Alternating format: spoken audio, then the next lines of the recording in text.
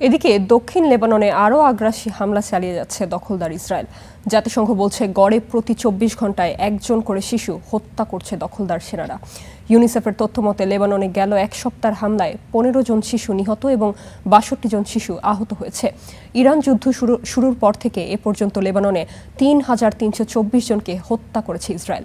Israeli প্রধানমন্ত্রী Benjamin নেতানিয়াহুর দাবি, হিজবুল্লাহ গোষ্ঠীকে নির্মূল করতে পুরো দক্ষিণ লেবাননের নিয়ন্ত্রণ নিচ্ছে আইডিএফ। পুরো এলাকার বাসিন্দাদের তাদের বাড়িঘর ছাড়তে বাধ্য করেছে ইসরায়েলি সেনারা। বৈরুত সহ দেশের বিভিন্ন এলাকার আশ্রয় কেন্দ্র যেতে বাধ্য করছেন নাগরিকরা।